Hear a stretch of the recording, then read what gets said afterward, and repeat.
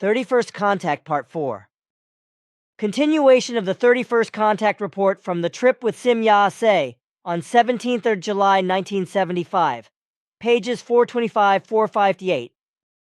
Today, the power of consciousness, knowledge, and wisdom and love are of utmost importance to be able to walk the path of evolution. In Emmanuel's time, however, it was different, for at that time the knowledge of Earth humans was in every respect still very much imprisoned in those things which can be recognized by the eye and heard by the ears. At that time, this ensured that the human being who saw and heard visible evidence became aware of his power of thought and thereby progressed evolutionarily. Today, however, Earth humans have emerged from this stage, have acquired greater reason and intellect, and have become very conscious of their power of thought. So evolution demands of them that they should also seize these powers and put them to useful use.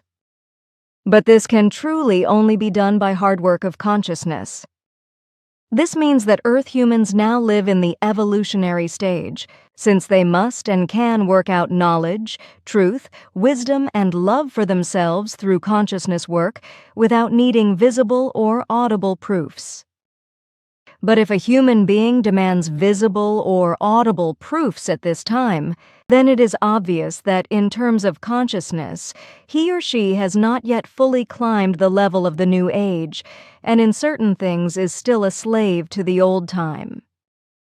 The present proofs of the earthly Aquarian age are furnished by human reason, intellect, and the infallible logic of truth. These, however, Earth humans with their adaptable form of thinking must recognize for themselves. That is plain and clear. It is very well explained, but now ask what interested you earlier regarding other worlds and life forms. I'm interested to know if there are worlds and life forms in the universe that are roughly equivalent to earthly norms.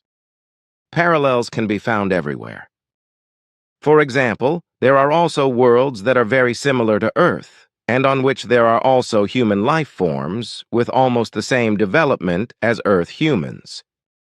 One such world is found in the galaxy Aratom, in the system NEB, and the world is called Cartag.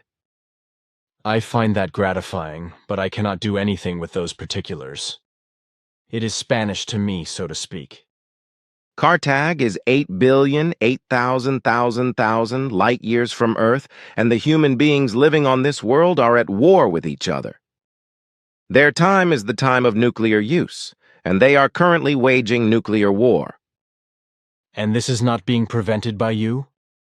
It is not in our concerns to interfere there, because the system is under the control of a highly evolved life form that is trying to prevent disaster there. The Cartagian life forms, however, are at an important turning point in their evolution and at the end of their nuclear age. They are still destroying each other with nuclear bombs, but this will not last much longer. Foresight says that in less than 10 days, their war will be over, and they will join the decrees of the controlling intelligences. So they are a little more evolved than Earth humans? That is so. They take the final steps to pass through the barrier of unreason. That is gratifying. Certainly, but they had to go the way of their evolution, and interference in this from outside is rarely advisable. So that means that through this non-intervention by far more highly developed intelligences, which would nevertheless have been given the means in their hands, countless life forms, in this case human beings, are killed, isn't it? That is so, certainly. Interventions may only be made when discernible catastrophes of galactic or intergalactic magnitude loom. Then that means that by the inhabitants of a world it can be completely destroyed and annihilated, unless whole far-reaching systems or even parts of the galaxy are endangered by it? You recognize the facts very well. Every life form must follow the path of its own evolution, even if it leads in some manner to self-destruction. That sounds a bit crude and perhaps even barbaric. But it makes sense to me, because it is a law that is also anchored in nature. What degenerates negatively will be destroyed by itself if the law is not followed, because it cannot endanger the good life by doing so. That is correct. You know these laws very well. Only by following these laws can life be ensured. It is a wicked and false humanism when degenerate life is forcibly kept alive without expedient instruction in the form that it may become still degenerate further. Elimination is the only correct observance of the laws of conservation. You know this as the death that fallible life forms bring on themselves through coercion. The human beings also know the death penalty when an offense against the laws is committed in degeneracy, which is unfortunately wrong. Earth humans unfortunately do not understand and recognize the meaning of these laws. Therefore, they indulge in a false humanism and in a false execution of sentences.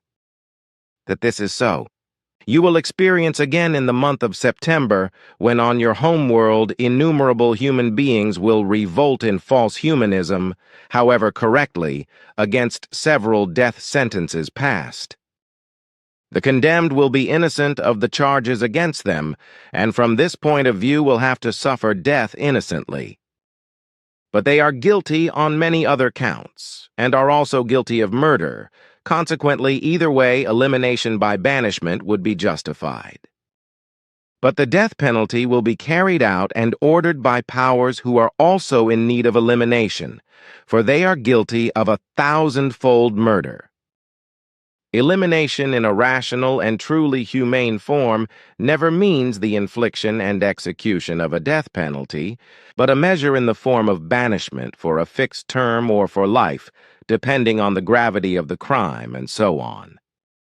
Elimination, in the total sense of the word, does not mean destruction, annihilation, killing, eradication, etc., as is unfortunately often understood by Earth humans, because the value of the word, coming from the Latin language, means that something is put over a threshold, or that something is removed. It means that something is removed from a smaller or larger complex because it brings harm or because it is insufficient, faulty or superfluous. Consequently, it must be eliminated, sidelined, or moved to another place, etc., so that it can be treated separately and, if possible, changed or transformed into what is correct. Earth humans also see it this manner, as can be seen from their dictionaries and language books, although in the end, they still consider eliminating any human beings, which unfortunately extends in this respect to the death penalty and its application. But that is not in the actual sense of the term value. I don't understand what you are actually talking about. Obviously, it is a political intrigue by some lousy dictator. I mean regarding those who are sentenced to death. Regarding your last comment, everything is clear to me. You have got it, because the event will take place in that country you call Spain. So the arch-crook and political murderer, Generalissimo Francesco Franco? He has killed or had killed a number of human beings himself, for political military reasons, and is as guilty as those whom he will have condemned to death. I think you know what that is about. I know this scoundrel personally from Spain. Although I could only talk to him for a few minutes through an interpreter, I really don't have a good opinion of him. To me, he is the bigger scoundrel than Shah and Shah Reza Mohammad Pahlavi of Persia, who lives unjustly to his glory, or Indira Gandhi, who is selfish, and some others who savor their might. I have met some of them myself and know who and what they really are.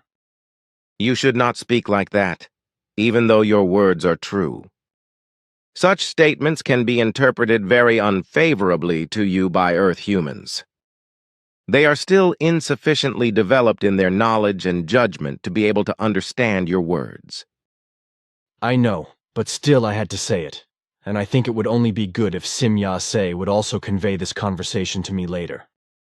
We will comply with your request, but not without I explaining the following. The laws of nature seem very harsh and inhuman to the still ignorant Earth human being. but they are absolutely perfect and logical in their nature and never need revision. At the present time, the human beings of Earth cry out for humanism, but they do not understand the meaning of their cry and of the word humanism. He or she believes that if they create or preserve the punishment of death, they are thereby doing a good work and showing themselves as humane. But this is by no means so, for by inflicting the penalty of actual total elimination, they become indifferent, unhumane, and commit a crime against the laws of the creation, against themselves, against the guilty, and against their whole environment. And this, because they do not replace the penalty of death by banishment, and do not grant the fallible the possibility of error recognition and its correction, as well as of conscious evolution. The death penalty of degenerate human life forms on Earth is still often considered the only lawful manner to protect the healthy and good life forms and to satisfy human laws. But this is wrong and totally contrary to the law of creation.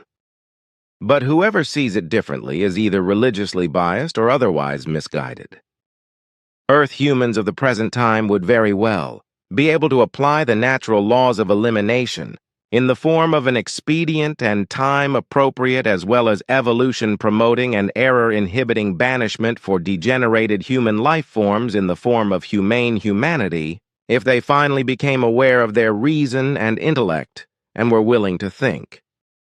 But bestiality still prevails in Earth humans, and his or her humanism is only an evil false show. Outwardly and in public, he or she cries out for humanity, but in his or her innermost being, they are still barbarous and very immature. The Earth human being deceives himself or herself and cries out in offense for vindication when he or she is reproached for their merely feigned humanism, which they often display publicly through demonstrations. This humanism, however, is nothing but a sham, a lie, and a deception. The Earth human being cries out indignantly when accused of this lie and deception of merely feigned humanism, for they don't want to acknowledge or see the truth. He or she speaks of peace and love and doesn't know what it is all about, just as he or she doesn't know what humanism is all about. He or she speaks great words and believes himself or herself justified by them, but they kill without hesitation when they believe themselves to be in danger, or they kill without hesitation on an order. And once he or she has killed, all his or her good intentions quickly vanish, and the slumbering bestiality within him or her breaks through with tremendous violence. Earth humans have experienced this again and again up to the present day. Just think of the wars and revolutions of modern times. Where can real humanism still be found? Or does he or she perhaps think that terror and criminal acts of violence, bombings, religious wars such as in Ireland and Palestine, assassinations, and many other horrible things are humane? Or does he or she perhaps think of humanity when he or she goes out into the streets and demonstrates, even if this may be done peacefully and without murder and manslaughter? Nowhere is humanity to be found, also not in a peaceful demonstration. Everything is only lies and deceit, malicious deception and self-importance with the sense of wanting to make oneself better than the human beings of the earth really are. But this is only because he or she has not yet perceived himself or herself, and consequently still lies to himself or herself. If he or she really wanted to practice self-knowledge and act in humanity, he or she would take hold of the spiritual teaching in order to finally find the truth and try to act accordingly. The consequence of this would be that the peoples would depose their governments and replace them with spiritual leaders. Through Earth humans, then, who would know, rule and honor the truth and the natural and creational laws, whereby they would govern the earth and all human beings unselfishly and in correct form. But chaos still prevails on Earth, and so also the punishment of total elimination of life. I have already said that Earth humans are already capable of correctly carrying out the punishment of the elimination of their time according to time-given and evolutionary banishment, if only they would become aware of reason and intellect. Nature herself would give him or her a recognizable example to create the necessary laws and carry out their application. On your Earth, too, there are various places where degenerate animals are forced into seclusion, into an isolation where they can no longer indulge in their degeneracy. So where this is possible, nature acts accordingly in order not to have to kill. Earth humans are offered the same possibilities, even more so than is possible for nature, because the human being's lack of understanding has restricted their freedom. In your oceans you have large islands which you can usefully employ for the banishing elimination of degenerates. Create certain zones from these islands and deport the degenerates there for a time or, if necessary, for the duration of their lives. In this manner, these elements will be eliminated from your ranks without you having to apply the penalty of death. However, in doing so, separate female and male life forms from each other on different islands, so that they cannot see each other during the rest of their lives and also cannot reproduce. But give them all the necessary means to ensure the evolution of the spirit and consciousness. However, secure everything to such an extent that never a human being thus eliminated can ever return to society unauthorized. Also do not provide them with technical aids, but provides for them only in respect of health and food and the necessary means of spiritual and consciousness evolution. On the whole, however, let them work for themselves on their islands so that they have to earn their living by the work of their hands. You should only give them the bare necessities, then you will do the correct thing. Something similar to this was once declared by Arahat Athersata, or Simyasai.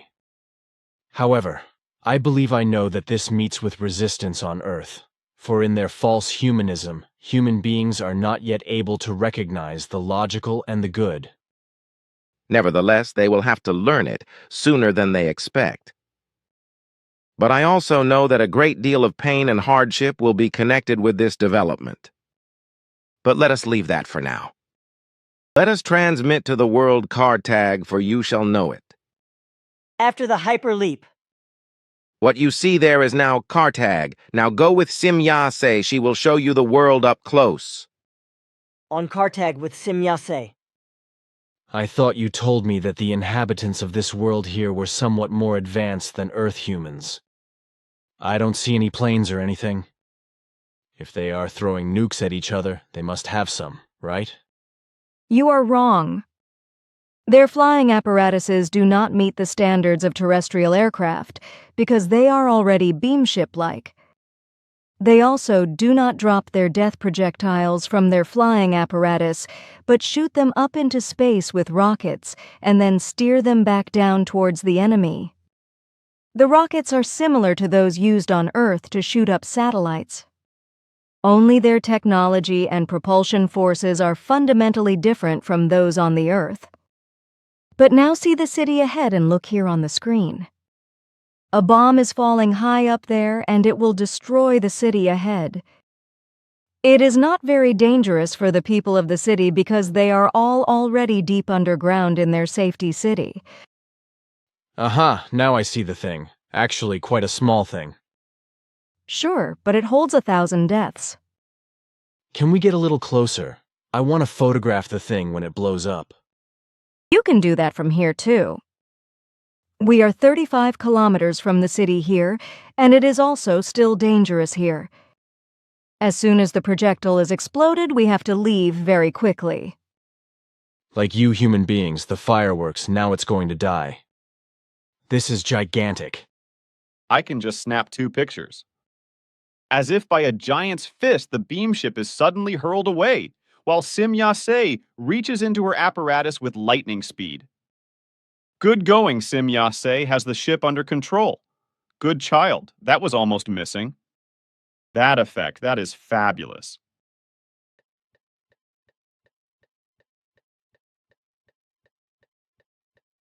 Excuse me, I just wanted to bring that to your attention. It's good, I have digested it. That was huge. These nuclear projectiles are extremely dangerous and much more powerful than the ones you have on Earth. I noticed that. But look down there now. The damn thing is still growing. It is just madness to let go of such powers. Sure, it is very bad, but look here on the screen now. What is this? This is an atomic projectile. Apparently, it is one that was shot up from the city that was just destroyed. But as you can see, it is out of control and shooting out into open space. If the city is now broken, then they cannot steer that thing after all. Sure, that's why we have to destroy it. Otherwise, it will fall on a star somewhere or on another world and maybe cause a catastrophe. How are you going to blow that thing up or otherwise destroy it? Father might do that from his spacecraft. I want to show you. Like a lightning-fast projectile, our beam ships shoot up, and already I see the gigant spaceship coming towards us at breakneck speed. Not far from the spaceship, Simyase now stops, and we float just like that in space. It just seems crazy to me that we are not falling down to the world we are floating above.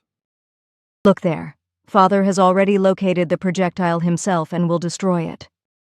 What you see there on the right is an energy emitter, or an energy gun, as I am sure you would say.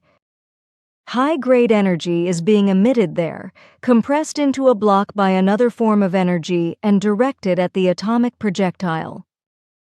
See now. I got it already, I was just able to get a photo of the launch. Man, girl, this is fantastic. The energy is actually balling up into a block.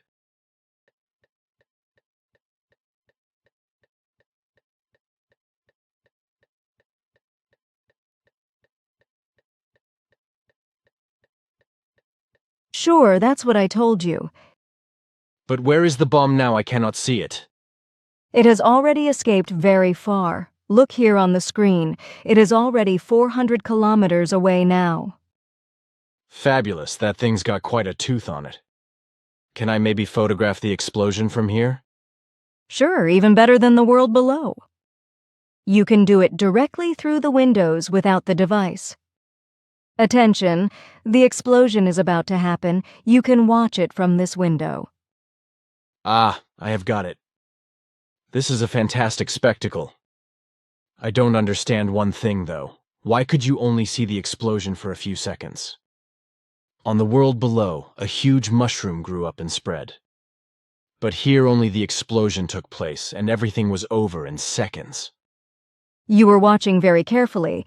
The planet is surrounded by different atmospheric layers, etc. In these, the mushroom cloud is able to spread and grow high, as you say. Here in free space, however, there are no such conducting layers, which is why every energy immediately fizzles out if its concentration is not controlled. The energy used by my father was controlled, and so it was able to sustain itself. But the released energy of the explosion was not subject to any guidance or control, and so only the power of the elements became visible. That is, the momentarily released energy was visible, but it immediately dissipated into empty space with tremendous speed. Therefore, you were able to observe the atomic fire only during a few seconds. I didn't know that, but I understand completely. It's about time. Let's go then. Where are we going to leap to? We want to take you to the galaxy Beberes, to the world next in the system Kraz. Where is that, and what's interesting there? It is 9,380 million light-years from Earth. This galaxy was in very early times a favorite destination of many races who became proficient in space travel. There are many planets there, which you on Earth call primordial worlds, and which are inhabited by many animal forms. Often these animals are very gigantic and of unusually large growth. They exceed all normal standards of like animals on other primordial worlds in the universe. And this very fact attracted very many space races to these worlds. Even today this is so. So you really mean that there are worlds there that look like Earth must have looked many millions of years ago? Sure, very many such worlds exist there. What kind of animals are there? When I fumble around in ancient Earth history, I come across dinosaurs and dinosaur birds. You also talked about gigantic animals. Are they perhaps these cute little animals? Sure, that's what you call those animals. Girl, I think that's great. Then I want to get a close look at one of those little animals. Maybe I can do shake hands with a special form of them. What do you think? You are funny. Why is that? I think I have to have a close look at the toys if you are going to give me the opportunity. I cannot let such an opportunity pass me by. They are gigantic animals and they can be very dangerous. Still, I would like to pat one of these little animals on the tail just once. You would really do that? Why wouldn't I? If you give me the chance, you will see for yourself. Besides, I've got my pocket artillery with me, and especially this one hardly resists anything. If one of those little dinosaurs is determined to put me on its menu, I will blow its little brains out. Your fearlessness frightens me, and I recognize in you that you mean what you say very seriously, even if you laugh. Do you really think I am playing with such things? No, I know you mean your words very seriously. But often you are a bit strange with your humor, and so it is not always easy to tell when you are joking and when you are serious with your words. I always have to orient myself to your thoughts when you speak like that. You would actually dare to approach these gigantic animals. Sure, you have your gun with you and you could kill the dinosaurs with your heavy equipment, but Girl, that's not an implement, that's a .44 Magnum revolver. Sure, that's what you call it in your language. But listen now, you could really kill the saurians with that, because you can do it very well with such weapons. But it is simply not possible for us to walk in the world anywhere, as much as I would like to concede this to you. We have to shield our ship from all view for a variety of reasons. Do human beings also live there? Sure, but they are not life forms brought forth by these worlds. On primordial worlds, there are no human life forms yet, because these usually only come into being at much later times. We are not aware of any primeval world that is inhabited by dinosaurs and human life forms at the same time. I didn't know that. But as you say, human beings still live there on Neighbor. Is this an exception to the rule? No, because those life forms were transplanted there, but come on now. Let's get carried up into the dome. Father is probably expecting us. Go ahead, I cannot wait. I would be surprised if that was not the case with you. The human beings on Neighbor no longer correspond to the actual evolved life forms of this species, for they are feral and degenerate. In the course of several millennia, they have evolved into wild beings, as was also once the case on Earth. On the world Neighbor, the reason is that two different human races from two different galaxies had established research bases on the planet and lived there during many years and explored this world. As on Earth, they built pyramids and were thus protected by solid walls from the hostile and rampant environment. However, due to a cosmic catastrophe, one day the homeworld of one race was destroyed, and so the human beings living on Neighbor could not go back. The homeworld of the second race fell to an unknown deadly epidemic, and all life forms were destroyed by it. So the human beings of the second race stationed on Neighbor also found no way back and decided to stay on the planet. In the tropical humid climate, all their technological devices were slowly destroyed and rotted away over time. When they noticed the beginning damage, it was already too late to fight the decay. Most important parts were already destroyed, and they found no possibility to repair or replace them. The human beings had to watch this decay bitterly and could only hope that another space race would soon appear and save them. But this was not so, and it was not until nearly 3,000 years later highly developed life forms appeared again on Neber.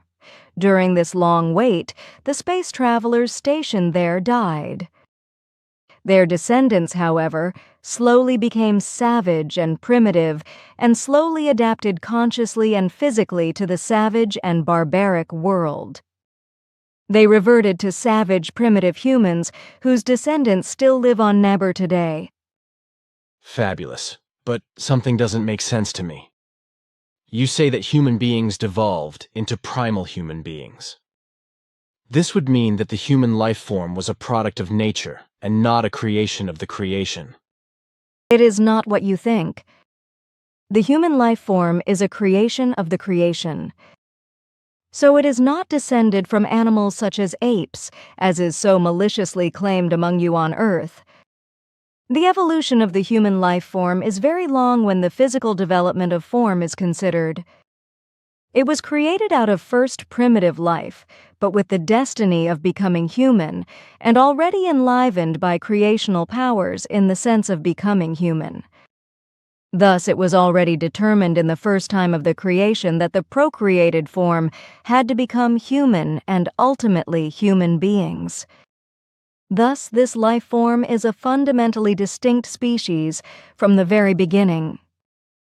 Therefore, it was also possible that on Earth at very early times, the wild or feral human life forms could be bred back to the actual human life form by the appearance of new space travelers and their intermingling with them. So human life forms that go feral no longer evolve, but a degeneration takes place which could be called a devolution, as you said. But this never goes so far as to cause the life form to lose what is actually human, for at a certain point the degeneration ceases because the subconscious instinct of self-preservation inhibits further retrogression. This point is reached where all conscious knowledge and ability is paralyzed and only material self-preservation prevails. That makes sense to me. According to this, a human life form can never fall so far back that it would no longer be capable of acting. That is to say, that it would become incapable of acting. This would then already correspond to the stage in which the life form would no longer be aware of its thinking and acting. That is to say, a form of irreparability. In a certain form, yes, but with the difference that it is really only a form of irreparability that is anchored in the inability to control. It is therefore, so to speak, a natural irreparability, which the human life form, however, only had to live through at that time of development, during which it developed into conscious thinking in the form of the instinct of self-preservation. This corresponds to level 1-1 of the developmental table, which I already gave you at our 6th contact on the 23rd of February. In the state of this natural and evolutionary irreparability, the body and the limbs and organs, etc., of the life form carry out all movements, etc., only in the form of reflexes, which are caused by the environmental influences, etc. These reflexes cannot be executed in a controlled manner because the thinking is not yet switched on. That is to say, reflexes are the effect of a cause which is involuntary and which therefore lie outside the possibility of a thinking process. If thinking first sets in, then the reflexes are cancelled and replaced by an arbitrary determination. The movements, etc., are then carried out in a controlled manner. Besides this natural and evolutionary irreparability, however, there is another form of a similar kind. This form, however, renders a life form immobile.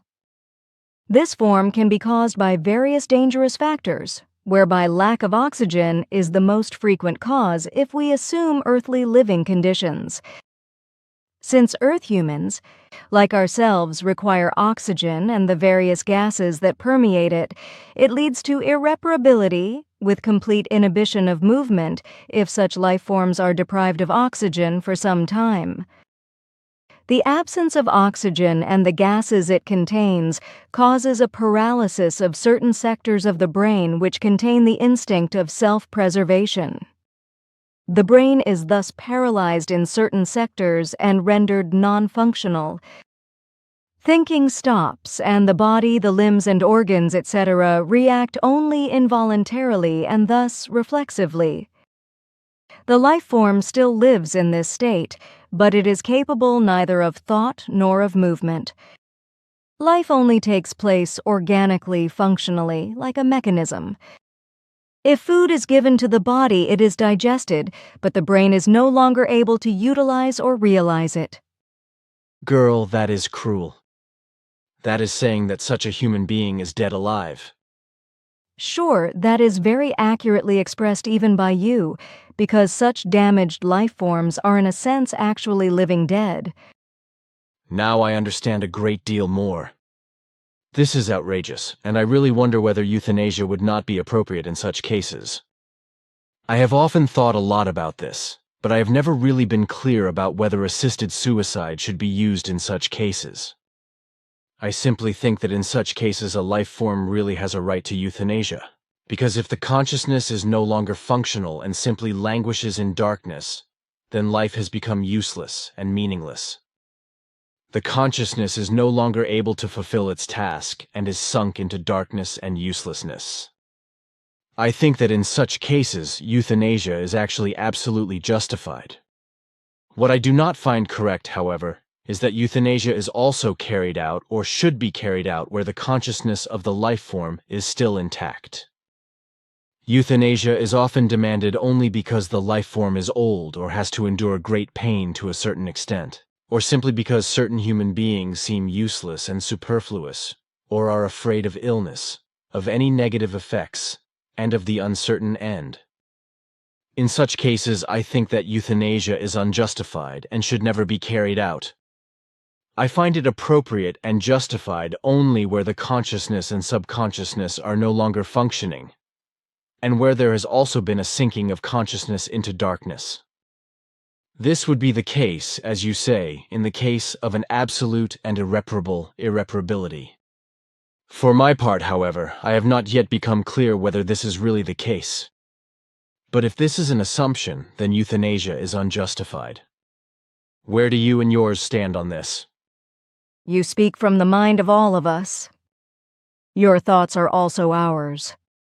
Only recently, Father spoke of the factor humanism, and also in this case, his words are confirmed. Earth humans are very unhumane and unreasonable. We are informed that euthanasia is forbidden by law in your country and that you are involved in various legal proceedings. Euthanasia, however, is a natural law of true humanity, and by nature it is applied daily and always where this law must be fulfilled. But this law also applies to Earth humans, and therefore they do not commit a crime when they apply euthanasia according to the law of nature. But it is only justified where the facts you have mentioned apply and an irreparable irreparability appears. Euthanasia, however, must never be permitted and is contrary to the laws of the creation and nature, where it is carried out only for reasons of tiredness of life, pain, sorrow, and worry, feeling abandoned, old age, and as a result of many other things of the same direction. That is a clear answer, which also tells me that irreparability, therefore, really means being dead alive. But then how is it with you and other highly evolved life forms in the universe? Do you or others also bring euthanasia into use? Certainly, it is applied everywhere and in those cases where there is no possibility of any change for the better. But these possibilities are much greater in relation to the earthly ones. Are you saying that you can cure irreparability? In certain cases, yes. That is fantastic. What do you think? Will those on Earth also be able to do that one day? Sure, but there will be several millennia to go before then. Too bad. But have you worked out these possibilities of a cure yourselves? Only partially, because as is usual in the universe, we have received help in this regard from higher evolved life forms. Aha, so not everything is your own doing then. That is so, but Father can tell you more about that. He is much more versed in these things than I am. Just ask him. We will be with him in a minute. Good then, he's already coming to meet us. That was a pretty great firework display, Ptah. You are thinking of the explosion? It made quite an impression on me. But I was talking to Simyase earlier regarding help, etc., between different life forms in the universe. Can you tell me more about that? Specifically, I would be interested in the cooperation between different life forms for once. Are you thinking of cultural cooperation between the different life forms? Yes, but also in every other relationship. And what about cooperation between the life forms of this universe and other universes? I cannot answer that question for you in short words. I would therefore recommend you to wait until we have completed the last station of this journey. After that, I will give you a detailed answer. Thanks.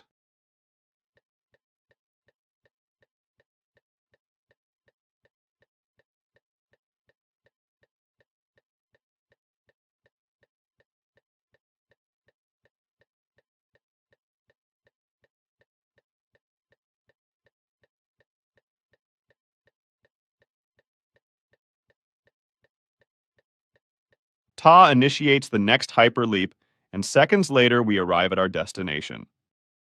I fly down to the world of Neber with Simyase and take many photos.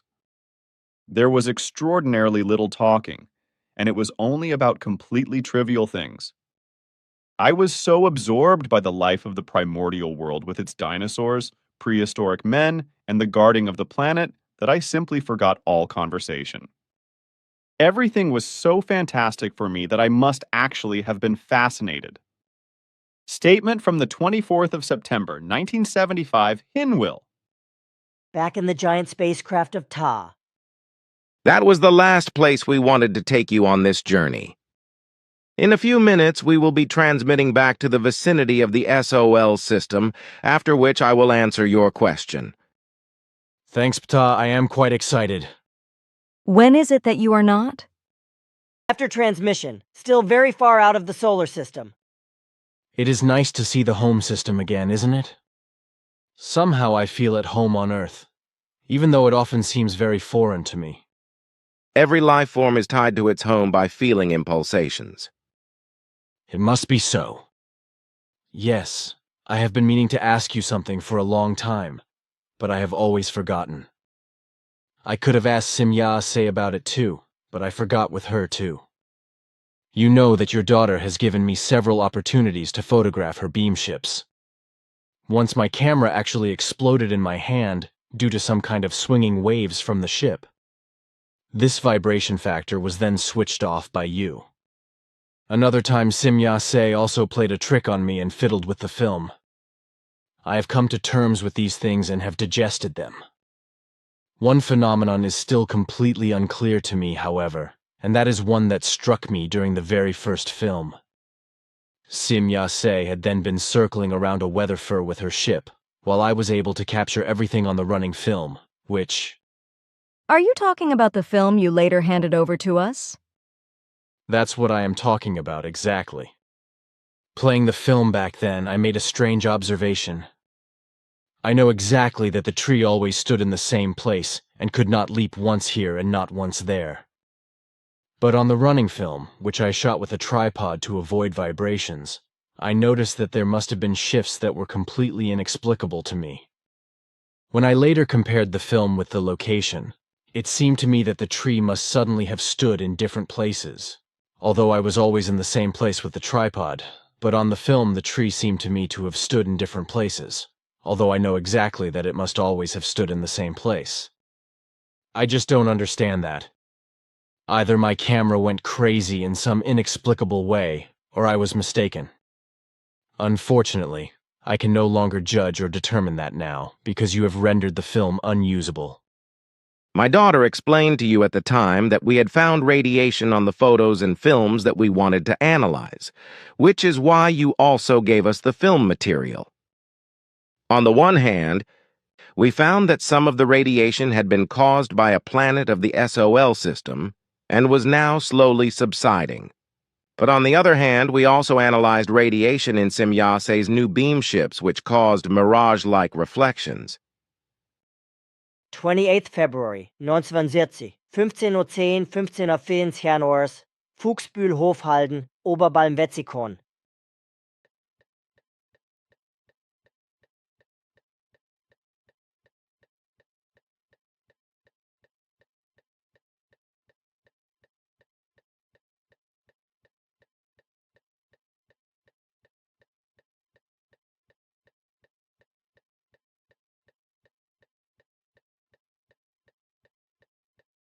However, this radiation is neither dangerous nor significant. It does, however, have a tendency to cause an object to shift optically when the ship gets too close. Since Simyase maneuvered very close to the tree during your filming, it shifted optically. But this shift was only a reflection in a similar form as you know it from a mirage. In other film and photo shots, the same thing happened, but Simyase brought her ship right up to the trees. As a result, they were charged by the radiation and had to be totally eliminated for safety reasons. If you look at the pictures and films of these processes, you should actually also be able to detect shifts due to reflections in these two cases. I will do that, if I don't forget. I often have my head so full that I don't think about such things at all. On the other hand, I know exactly what I have seen with my own eyes and do not doubt such a given fact. Therefore, I also do not worry about such things. It is for this reason, after all, that it has taken me so long to finally come across this factor as a question. That is very understandable, but now I want to answer your question. Our worlds are not divided into different states as on Earth. Each world has a unified people and a unified world government, as you call it in earthly terms. On every world, the government acts as a force of order and execution, and these are all subject to the High Council in voluntary form. This High Council forms the actual leadership of all our worlds, that is, the central government, so to speak. This, however, is not located on our homeworld, but on a very special planet. This is the central star of government for our races. The High Council that lives on this planet is made up of semi-spiritual, semi-material life forms. So these are human life forms of quite enormous knowledge and wisdom who are in the stage of transition to the first pure spirit form, the level of Arahat Atharsata. This means that they have already progressed so far in their evolution that they have got rid of the pure material body and are already half spiritual, and therefore also only half material. They are also the only life forms that can still be called half human and are able to make contact with the first high pure spirit forms, which is absolutely impossible for pure material life forms. Not even we ourselves are able to make contact with these or even higher pure spirit forms. Consequently, this can be done even less by Earth humans. So also, our High Council had to contact the Arahat Atharsata plane at our request in order to initiate its transmissions to you. Hence, you see that an Earth human being can never communicate with high spirit forms in a purely spiritual or consciousness sense, let alone that an Earth human being could communicate with them or even with high spirit planes. As an example of this, take your own person and ourselves. You, as we are very high in spiritual values above the values of all Earth humans. But also, we are not able to connect or communicate with Arahat Atharsata's level. Through the mediations of the High Council, we, like I, are able to receive the transmissions from these high planes, but that is all we can do. Like you, we are also not yet able to ask any questions or give any answers to these high planes. And just like you, we are also a receiving system without any transmission capability. The swinging waves of the spiritual planes are simply far too high for us to be able to generate them within ourselves. This is really only reserved for life forms that already exist in semi-spiritual form themselves. That therefore any Earth-human claims are in every respect only evil deception and lies when it is said that Earth humans are in communicative contact, etc., with high spiritual planes goes without saying. Earth humans, with their present state of material consciousness, are only able to make contact with beings of the same number of vibrations in this form and under certain circumstances to bring about communication. This means that an Earth human being can therefore only come into contact with beings who correspond approximately to the same evolutionary state of the Earth human being. This means a safeguarding by the creative laws, which thereby guarantee that a life form never acquires more knowledge than may be assigned to it in terms of evolution, so this is also the case with Earth humans. If the fraudulent statements of earthly mediums, who allegedly want to have contacts with the beyond, and the fraudulent statements of those who are allegedly in contact with high spirit forms were true, then a catastrophe would have destroyed the Earth with explosive gay vault long ago and annihilated all earthly humanity. Through such contacts, Earth humans would have risen quite suddenly and unprepared to undreamt of heights in every respect and destroyed everything. Through the high spiritual planes, Earth humans would have been imparted such great secrets of the most varied powers and such a high knowledge, which the whole of Earth humans would never have been able to master. By safeguarding the creative laws that a life form can only ever establish contact and possibly communicate with life forms with the same atomic number of their own swinging waves, such occurrences are prevented. Our peoples, then, are all subject to the central government formed by the semi-material, semi-spiritual High Council. The planetary governments, then, are only executive organs of the High Council's order. The form of government of the High Council rests in the creational and natural laws and recommendations, and is therefore not a form of government known to you. Purely creative and natural laws are applied to all events and all order, according to which every single life form is also consciously directed. Thus, every single decision of the High Council is ordered in accordance with the thought form of each individual life form. This, however, implies that each individual life form has approximately the same state of evolution in spiritual and consciousness terms, although minor deviations cannot be excluded.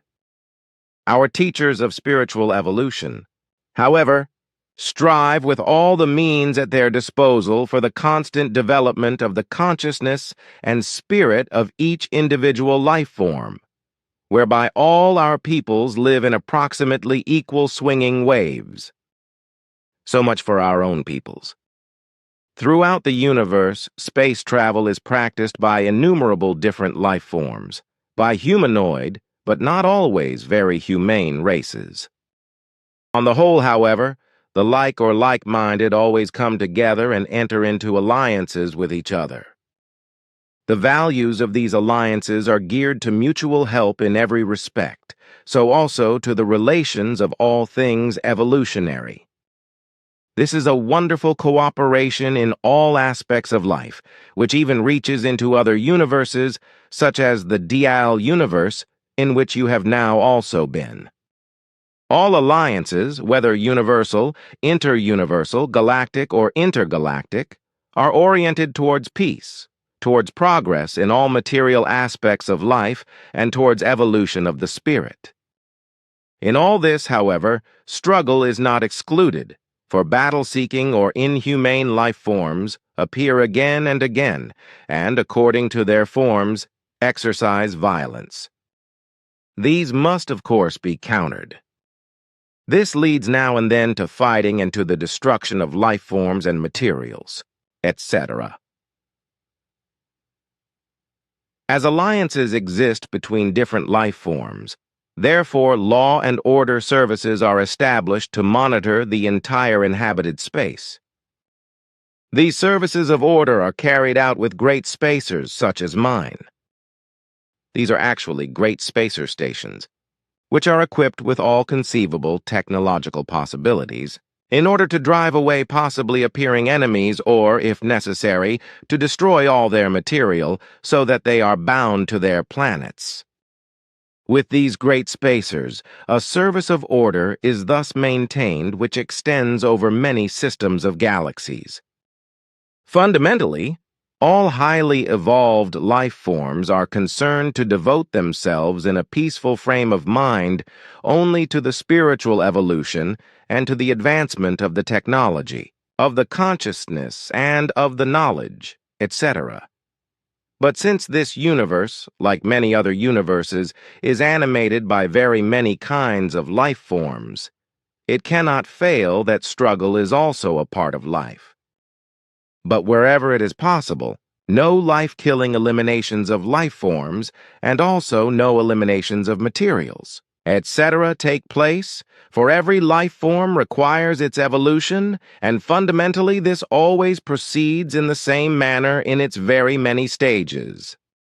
As low as Earth humans and many other life forms in the innumerable universes are today in their spiritual development, etc., so low were our very early ancestors from whom Earth humans are actually also descended.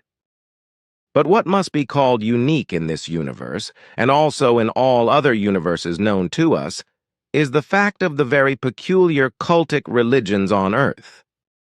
Overall, universally, there are no parallels of any kind to be found in the forms that have degenerated in this respect, and Earth humans are indeed unique with their unreal religions of this kind. These are indeed things of universal scope. But I have heard from your words a tremendous number of other values that you have not mentioned.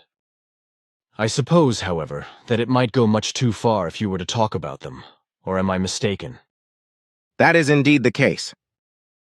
Well, good. Let's not go there then. But what I am interested to hear is this.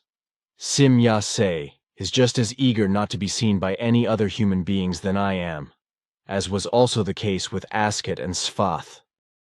Sim-Ya-Se has given me some explanations, but they do not fully satisfy me. Can you perhaps explain more to me for once? Apart from us, there are various other life forms of extraterrestrial origin that make contact with Earth humans now and then, and thus only extremely rarely and often only in an emergency. In earlier times, this happened much more often, which also had its reasons. This was due to the fact that in earlier times, by which I mean several millennia, very many Earth humans still knew of the existence of the celestial suns. They were in regular contact with them and also traded with them. However, through the intervention of various malevolent elements, both terrestrial and extraterrestrial, these contacts slackened and gradually the knowledge of the existence of extraterrestrial intelligences was lost. Secretly, however, malignant intelligences of masses addicted to world domination created their station on Earth and on a neighboring planet and upgraded the cultic religions. This was all done in secret and with the use of many evil means. Apart from these machinations, however, there existed undertakings of other and not evil intelligences which endeavored to bring about the real evolution of Earth humans, because these were, after all, descended from them. But since they could not officially appear because of the constant danger from the malignant life forms, they had to do so secretly. Besides, after so many millennia, Earth humans could not be expected to suddenly appear officially again with beam ships and spaceships, for the knowledge of them had been lost to them. A sudden open reappearance would have caused worldwide panic. Then the SOL system moved into the age of Pisces, and this offered all interested extraterrestrials a new opportunity to intervene in earthly events without the human beings being able to notice it. The cultic religions built up by the malignant intelligences offered the best conditions for this. Since it was no longer possible to approach Earth humans with logic and truth, the most subtle truths were smuggled into cultic religious stories and spread all over the Earth. This offered the possibility of paving the way for the truth and spreading it via cultic religion. Even before the age of Pisces, therefore, prophets were also chosen to work in this sense and to do justice to the creational truth. Then, at the beginning of the Piscean age, the prophet Emmanuel was chosen, who then spread the teaching truthfully and unwritten in understandable words of the time. Later, however, it was again maliciously falsified, as had been the teaching of the prophets of old. With Emmanuel's work, however, a time had finally come again when extraterrestrial intelligences could once more increasingly make contact with Earth humans. However, the inveterate cultic religions chose the beamships and spaceships as celestial vehicles for religious purposes, so that once again there was nothing left but to let the truth seep through very slowly through the religions. Thus, extraterrestrials practically aided and abetted the malignant earthly cult religions in order to be able to serve the truth, for they had no other possibility. Earth humans had already reached the point where, if extraterrestrials had officially appeared, they would have engaged in acts of war against them, but this had to be avoided at all costs. There would have been the possibility of influencing consciousness, but as you know, this is forbidden by important directives because no life form may be illogically interfered with by force if it concerns any matters of development. So these factors meant that landings with beamships and spaceships could only be carried out secretly. But contacts with Earth humans had to remain just as secret. At the time of Emmanuel, there was also the factor to be considered that at that time no Earth human being except Emmanuel himself was very highly developed in spirit and consciousness, which is why he had to demonstrate various happenings demonstratively. At that time, in Earth humans, according to their lower state of consciousness, seeing led to clarification and the development of consciousness. Therefore, Emmanuel did all those things which today are so readily called miracles in your Christian religions. When the cosmic times change, the senses of the life forms also inevitably change. This is also what has happened to Earth humans. The Piscean age was still very much marked by religions and their fanaticism, and only what could be seen with one's own eyes and what could be touched and heard with one's own ears was regarded as real and true. Then came the first labor pains of the Aquarian age, and suddenly Earth humans began to listen within. But he or she also began to think and to investigate, and suddenly he or she realized that logic was to be found only in truth. He or she realized that in seeing and hearing there was a lot of deception and only rarely the truth. Thus, in a very short time, he or she developed their faculties of reasoning and searched inquiringly for logic and truth through conscious learning and thought work. This, however, is a marked characteristic of the Aquarian age, and to this characteristic, all wisdom-knowing intelligences adhere. And this, among other things, is also one of the main reasons why extraterrestrial life forms only reveal themselves to certain individual Earth humans, upon whom they impose certain tasks which they can carry out according to their knowledge and their concepts, if at all. Until now, these tasks had to be woven into religious phrases in order to make them accessible to Earth humans. But now these times are over and the truth must be spread as the truth really is. If, however, Earth humans again bring contact reports of alleged extraterrestrials in religious form, then they are guilty of lying, and they lead back to their own delusions and unreal machinations as well as to the world dominion addicted. malignant intelligences or to earthly religious machinations and delusions in this respect of some misguided earth humans. The present time of the Aquarian era demands the thinking of the human beings of Earth and the evolution of consciousness and spirit. These factors, however, cannot be attained by seeing and hearing with the physical organs concerned, but only by reason and understanding. Therefore, if we were to make an official appearance with our beam ships and spaceships, the effect of thinking and researching would be annihilated. For a life form, such as the Earth human in his or her present stage of evolution, still thinks and researches in spite of everything in the form that everything is real to him or her, that he or she can see with their eyes and hear with their ears, or that they can touch. After being able to touch, see and hear, however, the thinking and the researching is only of very short duration, for soon after that everything becomes a natural occurrence to the Earth human being, and he or she no longer cares about it. What he or she knows, he or she is simply no longer interested in. His or her interest is awakened and maintained only by secrets being presented to them to chase after. Therefore, it will also be that we will not ever reveal ourselves to other human beings in the time to come as we do to you. Even with other contacts on Earth, it is the case that they still behave with interest during 2 or 3, and in any case, always only impulse telepathic contacts. But that after that, the routine of normality and indifference already sets in with them, and consequently, they only pass on their contact reports in a disinterested and distorted manner, if they do this at all, which unfortunately is not the rule. Unfortunately, this is the case with 99.08% of all contacts.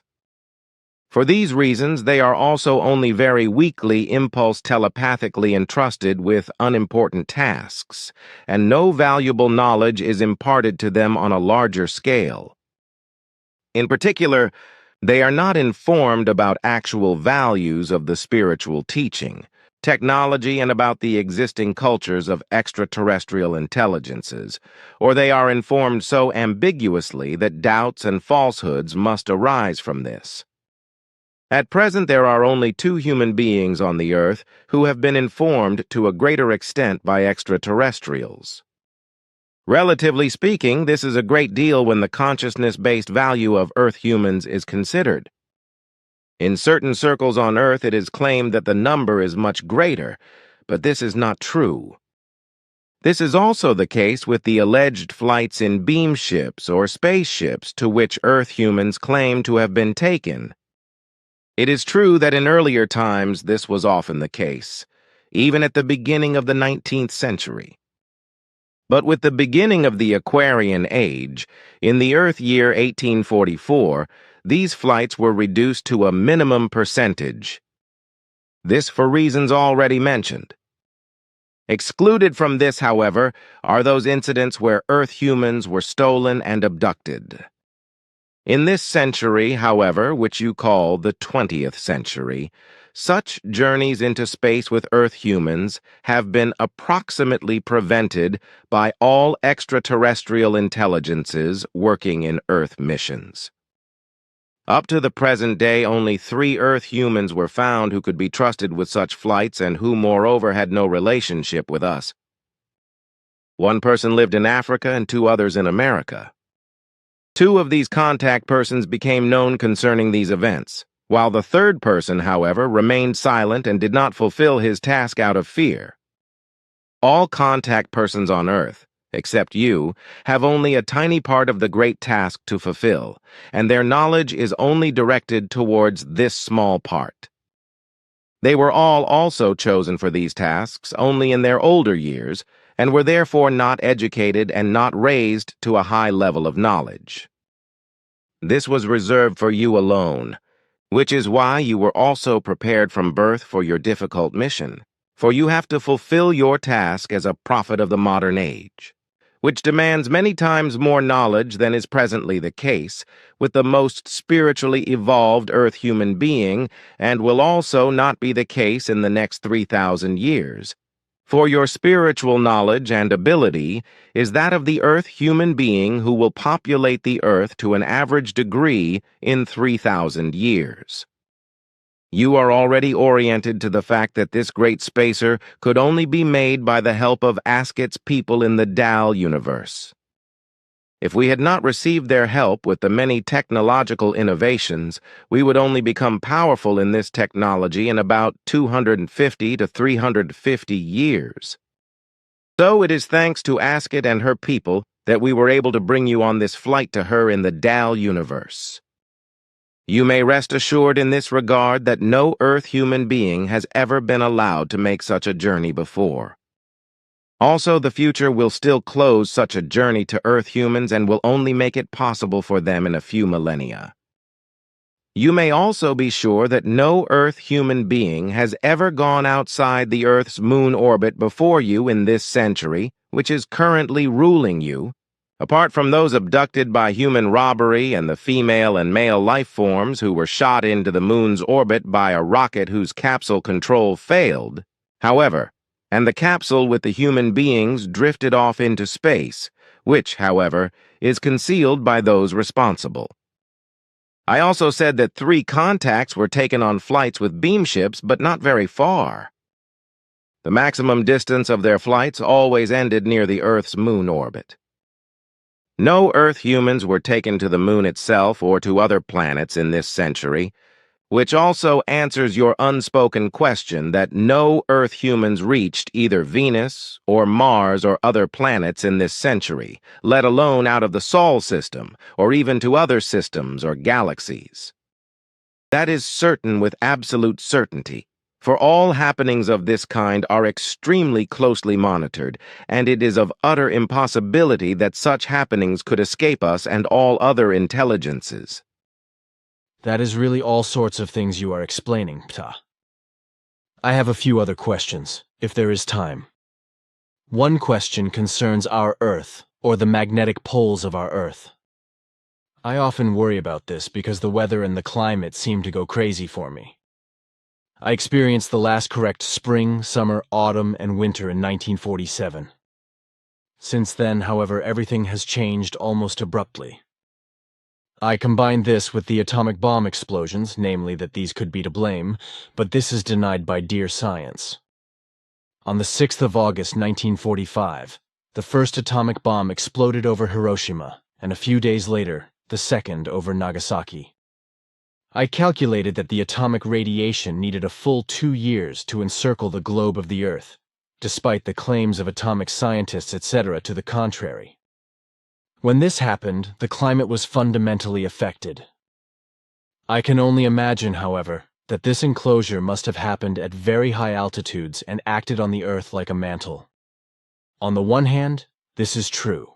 On the other hand, however, the explosions must also have caused a polar movement, which led to some kind of far-reaching things. Am I correct in this, or am I on the wrong track with my assumptions? Is the North Pole shifting? All compasses will point to Mecca. DPA.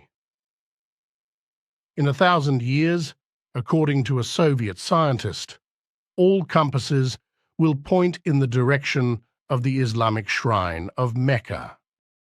This prediction was made by the Soviet magnetologist Medvedev, as reported by the Moscow newspaper Sovietskaya Rossiya. According to his theory, the Earth's magnetic North Pole will gradually move from the Canadian Arctic Ocean, where it is located today, to the Arabian Sea, due to a shift in the inner liquid core of our planet. The scientists drew this conclusion from the movements of the magnetic pole in the past 125 years. In about 2,000 years, the magnetic North Pole will have even moved across Africa to the Atlantic. According to Medvedev's theory, the magnetic South Pole will then be located in the Pacific, near South America. You are very conscientious in getting to the bottom of everything. The Earth's magnetism has been and will continue to be disturbed by other similar bombs, and also by the atomic bomb explosions. That means a very weak recoil effect was and is exerted on the Earth by the explosions, whereby this is influenced in hardly measurable values among other things in the rotation. This means that the Earth is forced out of its normal rotation and then slowly seeks a new self-rotation orbit.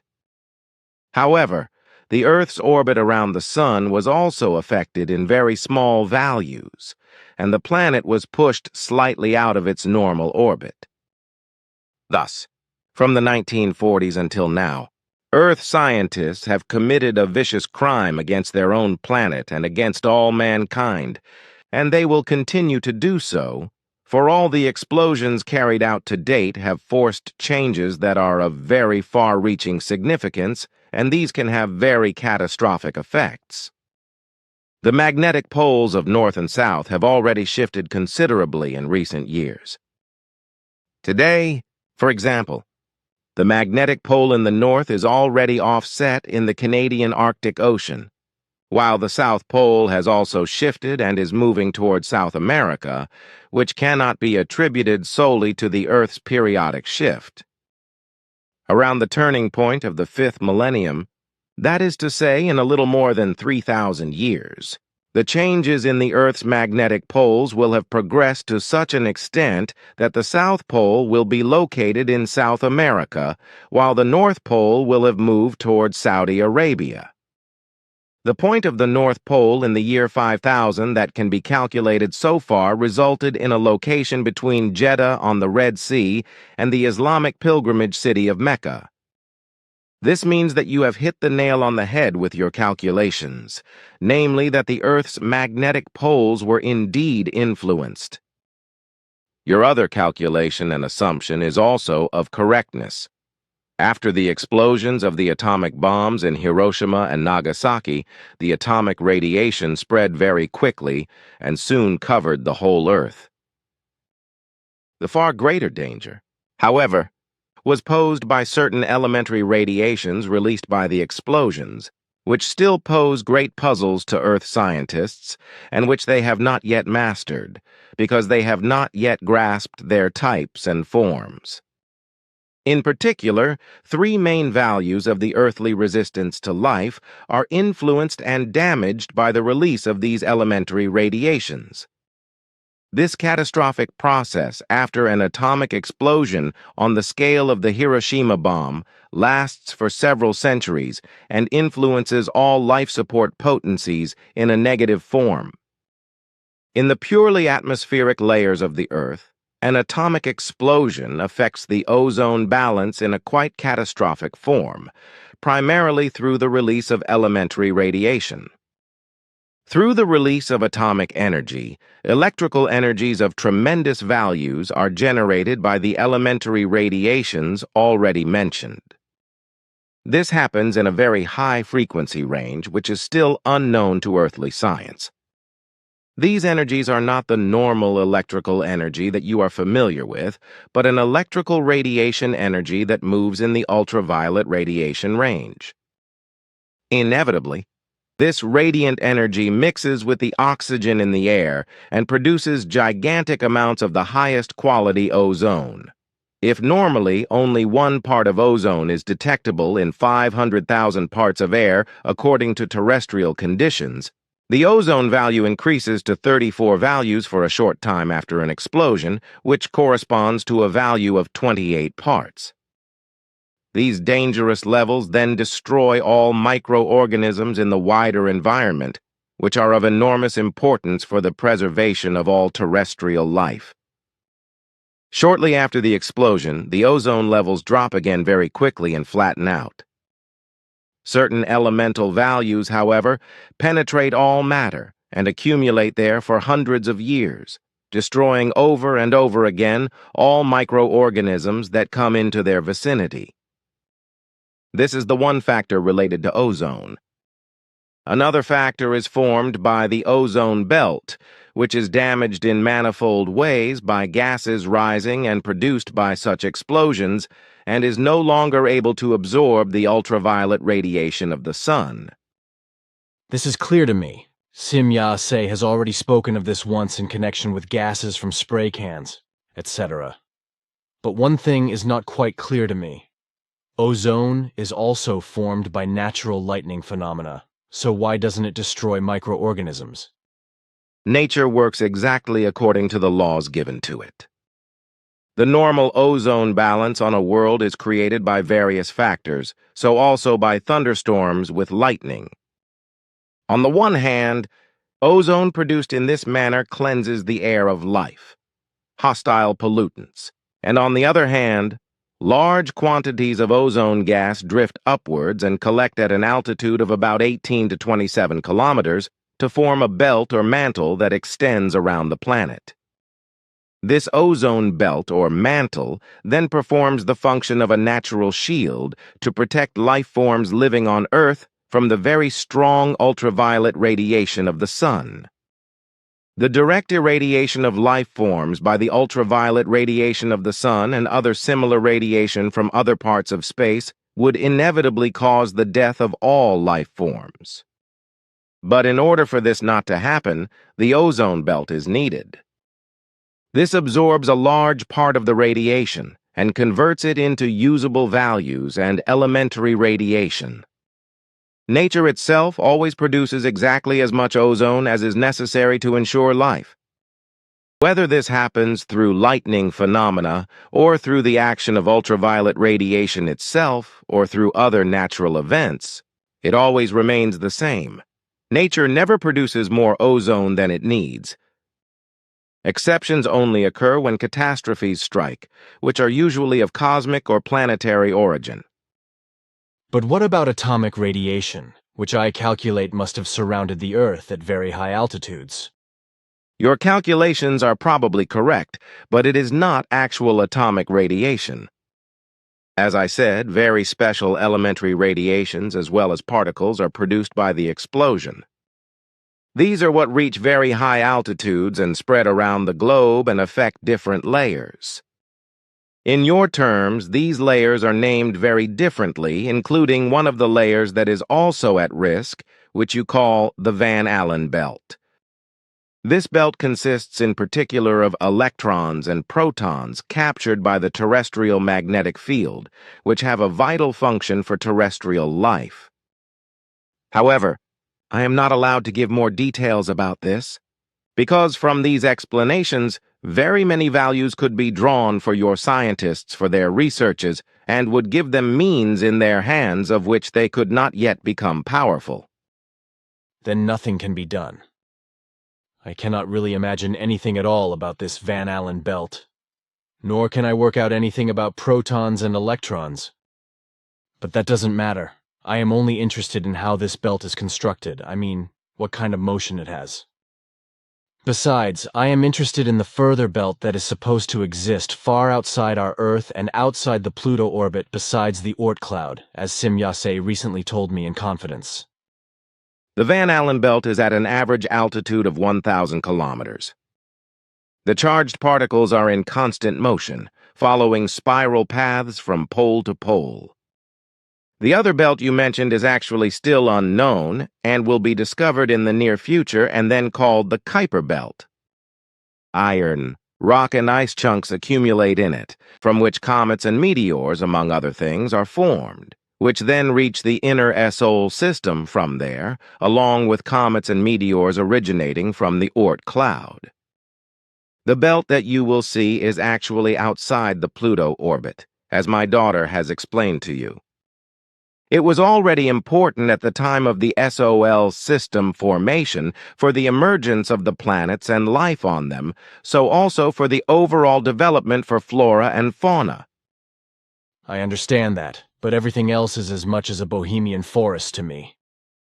I am afraid that belongs to physics and astrophysics, and I understand just as much about that as our scientists do about your technology, which is nothing. That is also not of much importance to you, for your inherent spiritual values are of decidedly greater and more important significance. You may be right. But now, if you will permit me, I would like to ask you again a few things concerning the contactees. First, How many contactees are there on the Earth today? Secondly, are you really oriented with regard to all of these, so you must know them or at least know about them? The exact number of real contactees on Earth at the present time is 17,422. These are spread over all your states or countries, as you also call it. Of this number, however, only a vanishingly small percentage are contact people who go public with their knowledge, as I have already mentioned. Very many of them only work on certain things according to our telepathic impulse instructions, in order to fulfill partial tasks, but in all the different cases, these persons have contact with us, and that without being oriented about the fact that they have contact with us, or that we exist, and that we do not belong to Earth.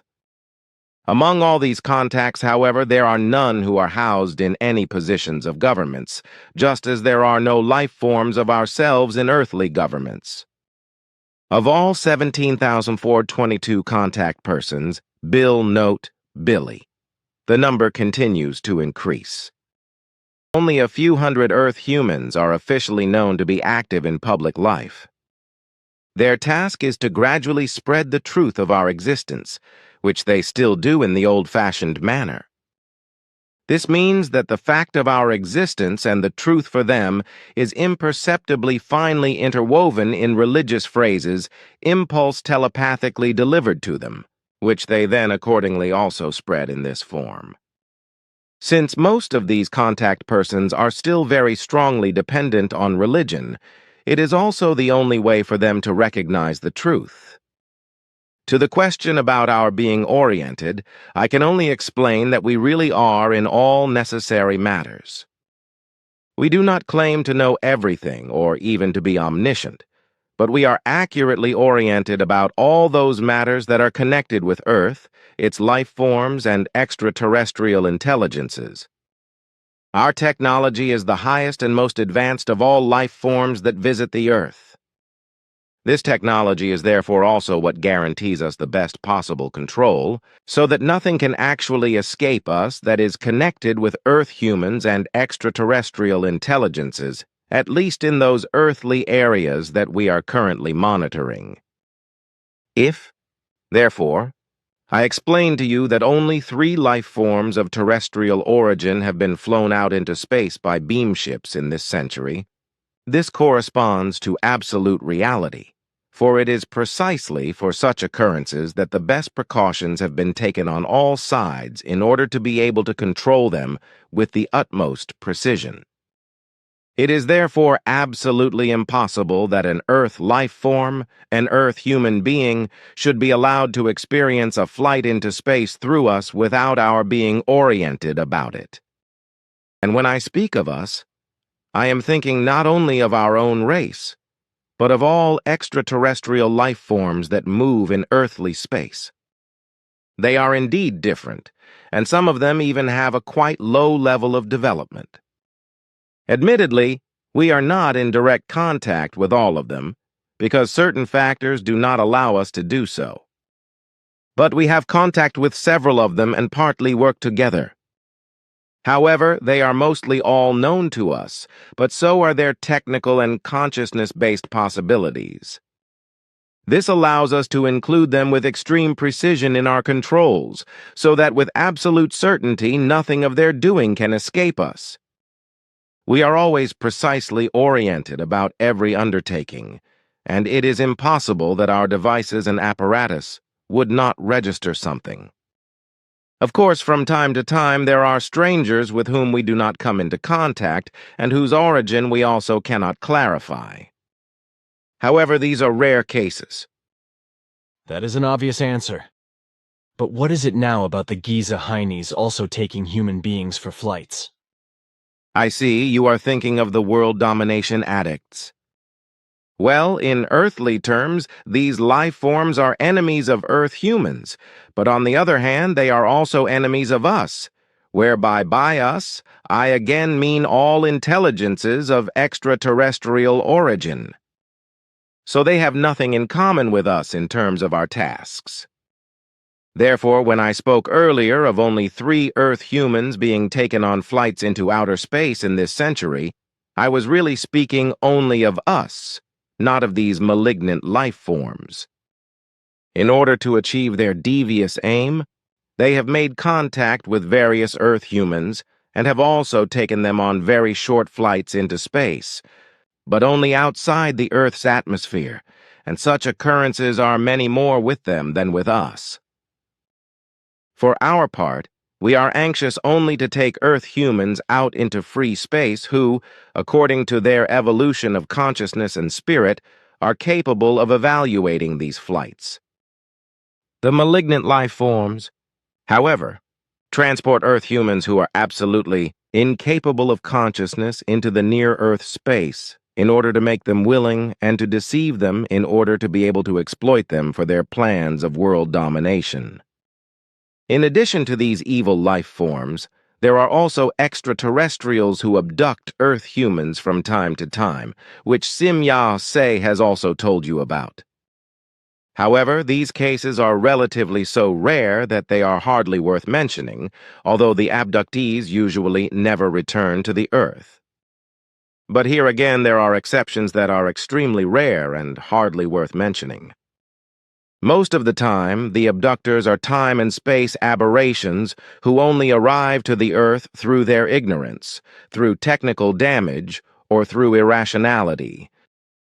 On the other hand, however, there are also some inhumane races to whom Earth, when they discover it, means a welcome expedition planet where they rob life forms of various kinds, but this is just as rare that it should not really be mentioned. And what do you do about it? These are not matters we are allowed to interfere in. That is, we must not do this by force. If possible, in such cases, we try to get in touch with these intelligences through our communication devices in order to stop them from doing what they are doing by educating them. Often, therefore, we pursue them far out into space if they refuse to be instructed on Earth itself or in its vicinity. Unfortunately, however, we are only partially successful, so that Earth humans can be abducted in spite of everything in just extremely rare cases, which are hardly worth mentioning. I have already said that we must not intervene with violence in such incidents, although we would be able to do so in every respect. We must keep to this order, and this because, on the one hand, every life form must go its ways of development, and we must not interfere with it in this respect if the abductions do not involve members of our own race or members of other life forms associated with us. On the other hand, violence exerted by us would generate violence again, which could lead to a galactic or intergalactic war. However, we must not provoke this also for directive reasons, because our weapons are in any case always intended only for defense, but never for attack. That is interesting. I have already seen various weapons in Sim-Ya-Se's beam ships, but also in Asket's ship when she was on Earth. Svath also had weapons on board, and your space giant is also equipped with a wide variety of weapons. Now, how does this rhyme with various claims that extraterrestrial intelligences would not have any weapons, or at least would not use them? I know from various UFO reports today that it is always claimed that peace is produced by peace, etc. These are just crazy claims of fraudulent do-gooders who unquestioningly feign contacts with extraterrestrials in order to promote their fanciful wishes, which are extremely unrealistic. Neither we nor any other life form in this or any other universe can afford to have no or unsuitable weapons. Every single life form race in the universe has weapons of all kinds, just as you do on Earth. Even outside Earth, there is not only peace, for the most diverse and innumerable worlds in the universe are inhabited by the most varied life forms of humanoid and sometimes non-humanoid form. Many of them have not yet entered the state of equilibrium and use their weapons to attack other life forms.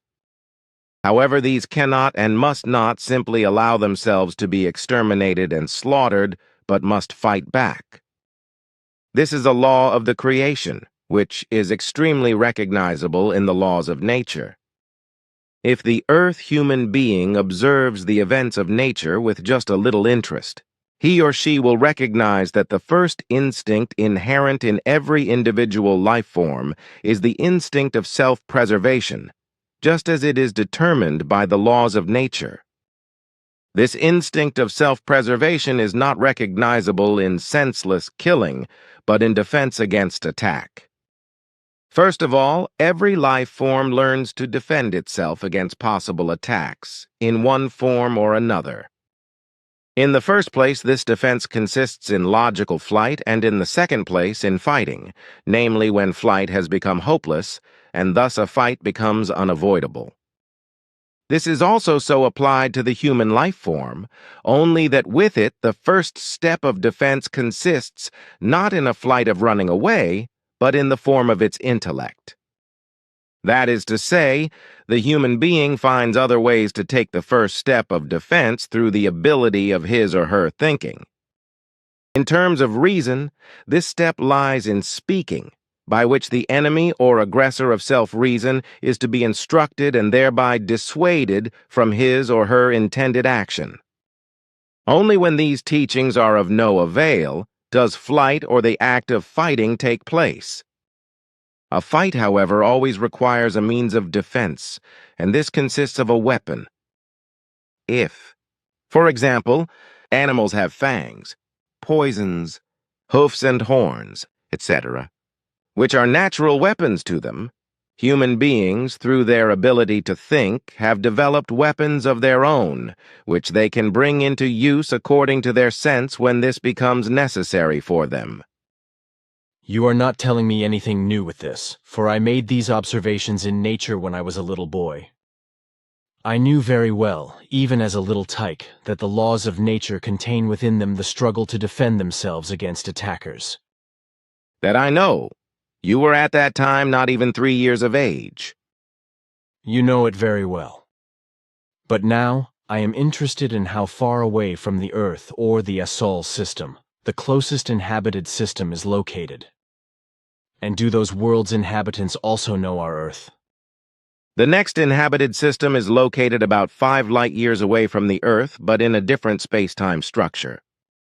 Different worlds over there are inhabited by human life forms, who barely differ from you. Regarding their development, they are several years ahead of the humans of the Earth, in consciousness-based as well as technological terms. The difference between the humans of the Earth and those life forms, which is, however, just one of several over there, amounts to 217 years. They are already capable of space flights in primitive form and also visit Earth quite often. Because their cosmic flight capabilities, however, are still very limited, they depend on assistance stations. Midway between their world and the Earth, they have thus established such a space station, which you can see over there far out in space. They need this station, as they are not yet able to catapult their spaceships across large distances. Also, their space flight is still associated with great physical pains. That's why they send themselves to sleep with narcotics during longer travels through space. Besides other races from those worlds, this race comes to Earth very often through an old dimension gate. That's because their home world, which is no bigger than the Earth, is with a very high number of humans suffering from overpopulation and needing enormous quantities of food. Thus, the humans from planet Akart come very often to the Earth to collect plants, vegetables, fruits, and cereals, etc., in order to feed their 23,000 million population with it. However, they collect relatively little usable food, as they know that your world also suffers from a strong overpopulation and has a lack of usable food. So they usually content themselves with taking fruit, grain, vegetables, and plant seedlings and seeds along with them for cultivating them on Akart and letting them flourish. Actual ready-for-use food they collect on other worlds, which they visit often or even regularly. In and of itself, these life forms are of a quite peaceful nature because they have had to endure and suffer a lot during the last centuries. Today, they live under a dictatorship, as you would call it, by which they are doing pretty well. Their big problem is nevertheless the tremendous overpopulation, which they can only solve by making uninhabited worlds their own, that they can afterwards populate. Their gyroscopic technology is, however, not yet allowing this, so some time will pass before them being able to emigrate their masses of folk. That is already a lot. But are other life forms from that system also coming to the Earth? And why are they not helping this overpopulated race? The others also come from time to time through the old dimensions gate to the Earth, but this happens actually rather rarely. The reason for them not helping the overpopulated race is that this life form has not yet progressed far enough in its development in order to provide them with bigger technological and other assistance and opportunities. These humans are also still too addicted to the material and worldly for granting them greater power. I see, so again the law of evolution. That is so, yes. Good, then one cannot change that. But now, I would like to come back to the UFO contacts, that is, to those people whom you call swindlers and fraudsters. What I am interested in is this. Under what circumstances do you call these persons guilty of swindling and fraud? If it is indeed the case that their statements and reports are not true. This is the case if these Earth humans are not in contact with any extraterrestrial life forms and only fabricate their statements and evidence themselves through their imagination and skill, as was the case with Carl Michalek and George Adamski, for example. So that means that these people are deliberately creating and spreading lies for some reason? It is so. Good, that is clear. But what about those who, by some means or other, simply bring themselves into such contacts, perhaps by being attached to a false parapsychology and too much attached to a false mysticism? These life forms are guilty of unconscious self-deception. They are misguided and caught up in mystical occult matters and thus produce within themselves self-willed manifestations of telepathy-like forms or even suggestively conjured projection images, which can then, under certain circumstances, also be seen by outsiders.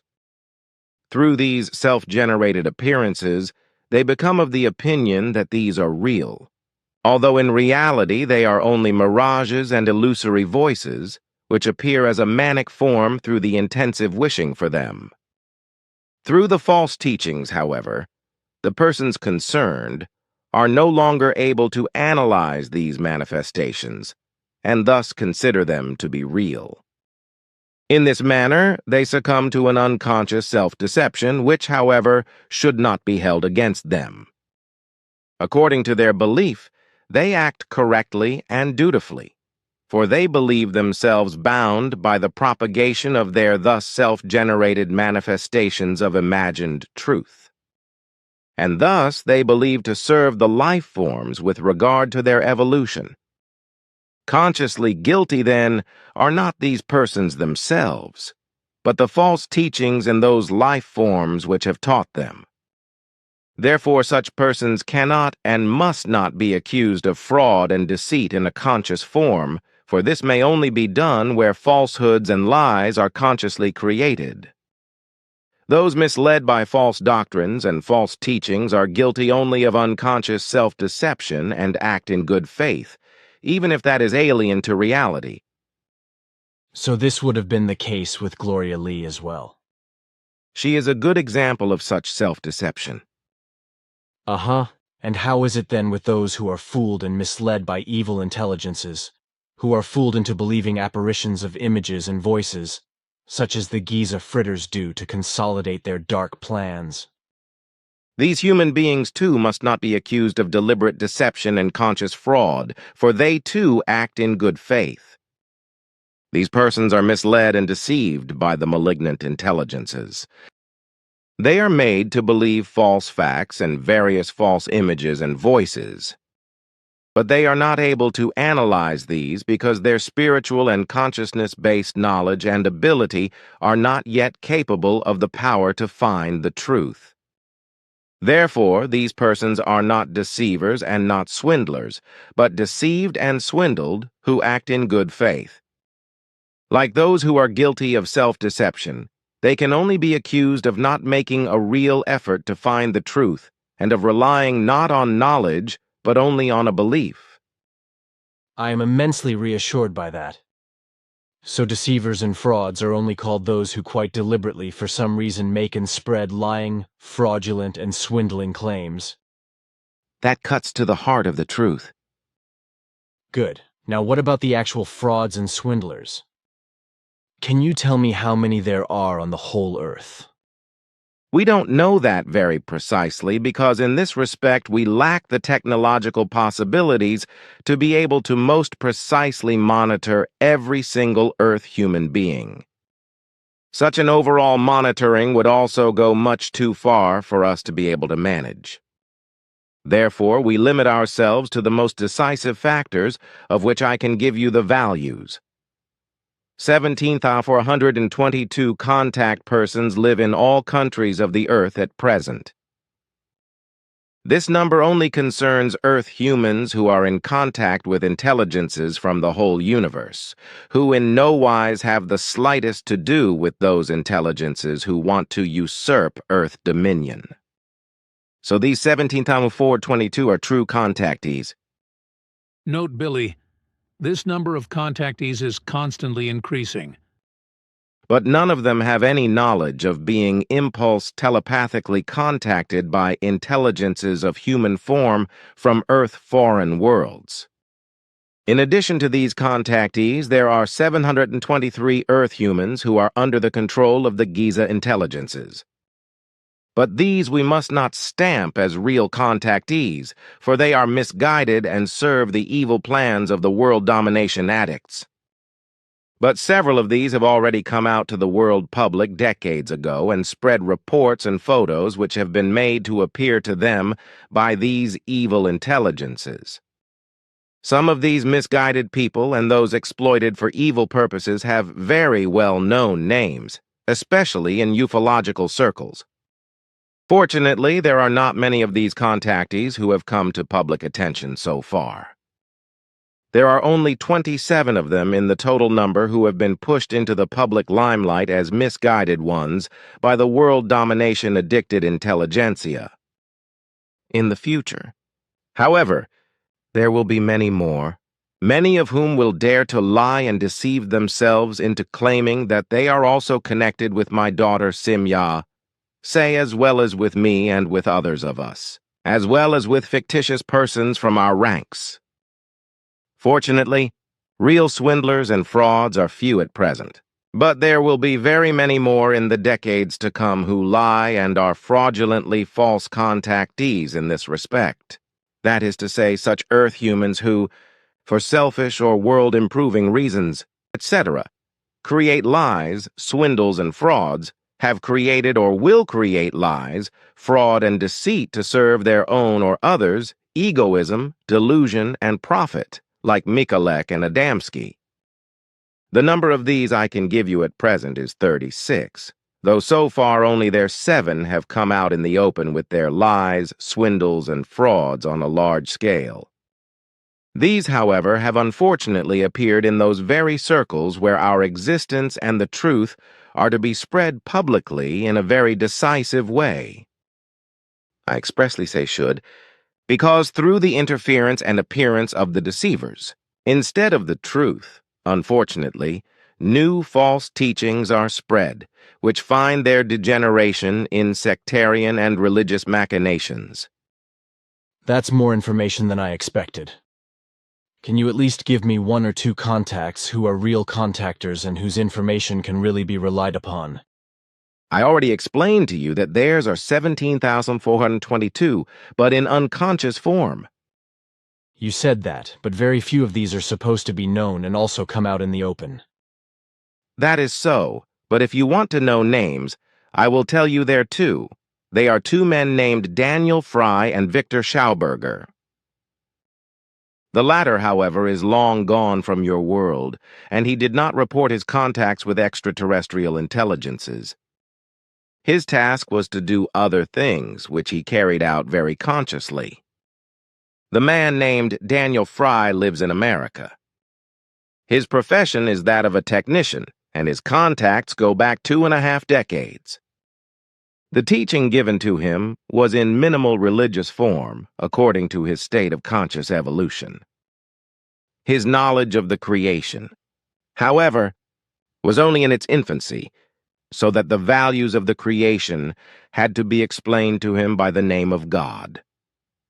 This contact is a valuable one among all, but unfortunately he will not be able to cope with the whole thing in a consciousness-past manner. Consequently, he will become confused, as we unfortunately could only ascertain afterwards. I am very happy for this human being. Surely he must be very sympathetic, isn't he? It is one of those human beings who are very even-tempered, likable, and lovable. Aha. But now another question. How do you see your appearance on Earth? When will you officially land and show yourselves to the human beings? From our side, this is not planned for a long time, but also not from many others. On the contrary, it will be the case that almost all extraterrestrials will withdraw from your planet again when certain circumstances arise. This will be when a race, as yet unknown to you, sets out from space to visit Earth.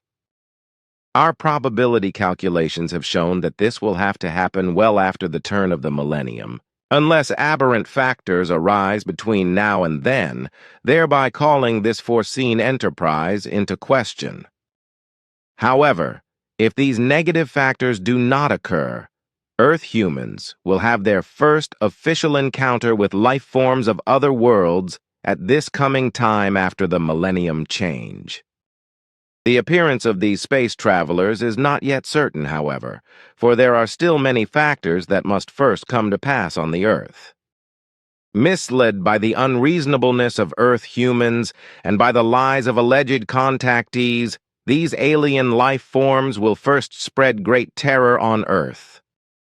But there will be no danger from these human life forms, for they will be peaceful and harmless, and they will teach Earth humans peace.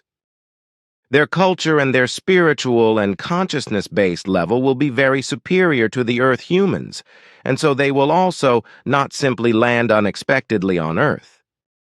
First, they will announce their coming through open contacts and prepare the Earth humans for it, before they really appear and land with one of their strange ships which will be occupied by 8 to 12 life forms. The time to come will show whether all can be thus fulfilled, if Earth humans and their doings necessarily change for the better by then.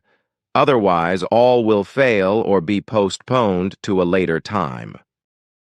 That is very interesting, but where will they end up, if at all? It will not indeed be America with certainty, but it is possible. Always this America, why only? It is because the best technological conditions of communication to space are offered there.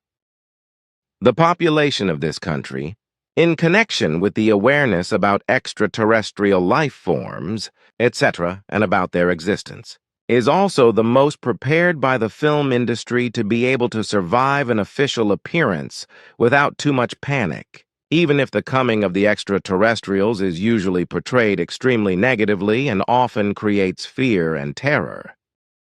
That is plausible. But surely there are other possibilities besides America, right? I am sure there are, but I am just explaining what our probability calculations have shown so far. That will be very good when this official landing finally happens. It will even be of revolutionary importance if this landing can really be carried out. But this is really only dependent on the negative factors which may come into play under certain circumstances, which unfortunately is still to be expected so far. So, however, it is not yet certain whether the events will take place in this manner, because I do not take this information from a view of the future, but from our vague calculations of probability. So it's still open then. That is indeed so, yes, because everything is still extremely uncertain. But can you explain to me where these life forms come from? I am not authorized to give information about that in an official form. It is in connection with the Earth human development, when the mentioned life forms land on Earth. I see. Then I have another explanation to give you now. My daughter has already suggested to you several times that you should make an effort to disseminate the things you have been instructed to do in the form of a lecture. You must have made a presentation in response, but then did not put it to good use. We also allowed you to take very good photographs of Simya Sei's beamships for this purpose, just as we gave you the opportunity to take photographs during the journey. So far, however, you have not made any more efforts to go public with lectures in order to fulfill your mission. This is very bad for our cause, and it is also very irresponsible of you. Since you are not making an effort, you are doing a very bad service to our mission.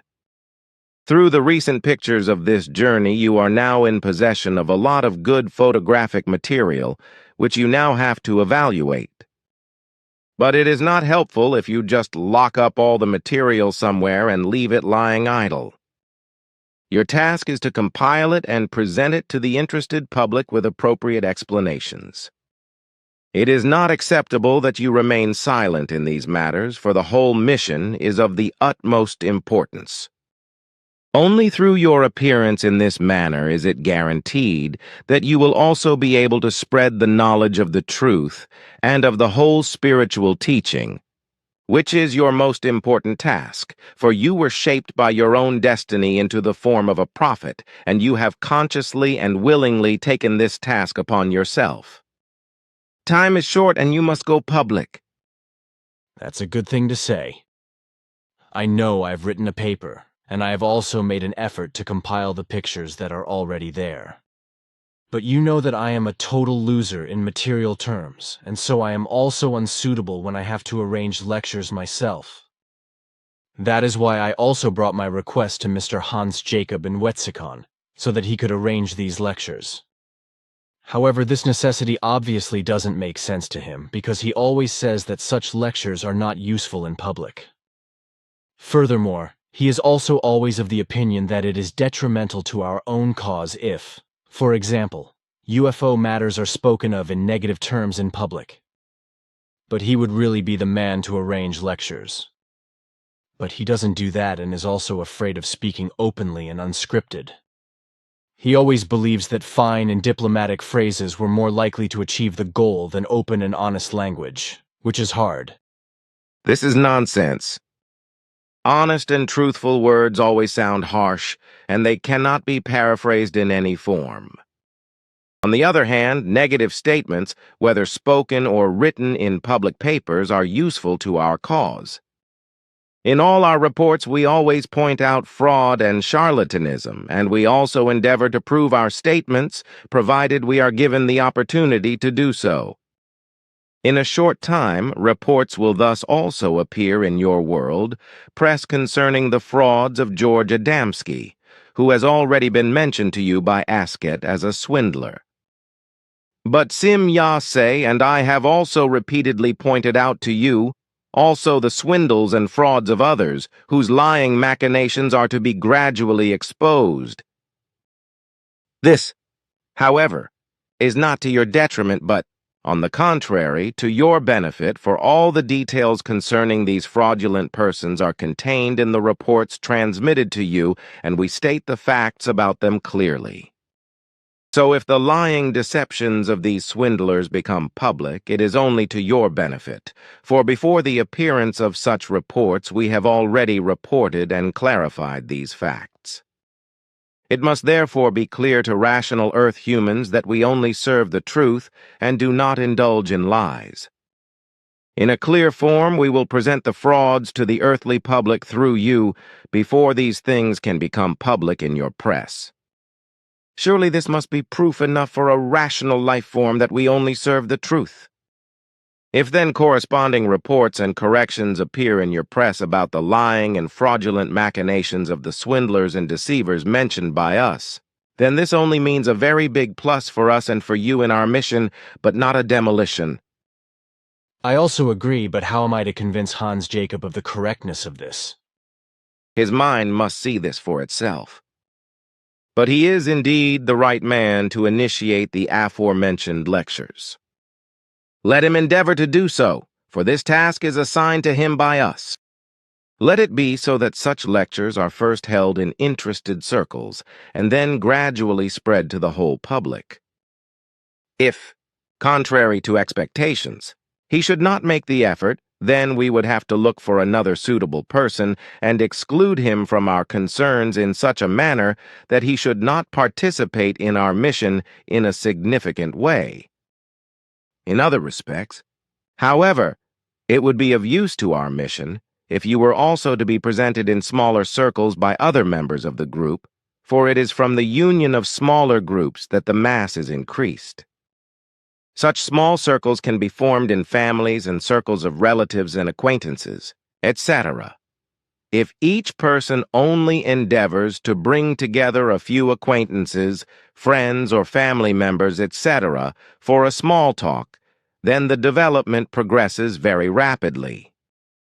That is easier said than done. On the other hand, it also means a financial problem. If I want to give lectures, then that requires a certain amount of capital, because somehow I have to be able to live, and on the other hand, I also have to do justice to the expenses that arise. That is indeed the case. It is understandable. On Earth, however, it is customary that film and slideshows are only presented for a fee. So you too can present it like that. Do not demand fixed fees for the presentations, but take up a collection in each case. This is also more profitable and useful for all, because each person will give just as much to the collection as they feel is good. So each person can pay what the lecture is worth to them. That is a good idea. In that manner, you are not tempted to think you are capitalizing on our mission. That is my biggest problem in that regard. Even if you have completely renounced materialism, you still have to be able to feed your family and also yourself. Consider, every work is worth its wages. And your work is precisely the most valuable that has to be done on the earth at this time. But now the time is pressing and you must return to the earth. Sim-Yase will take you with her because I will stay out here with my spaceship. So farewell and live up to your mission. We will meet again, and by then much will have happened. Go in peace and in love, and remember that we are always with you in thought, and also in other ways.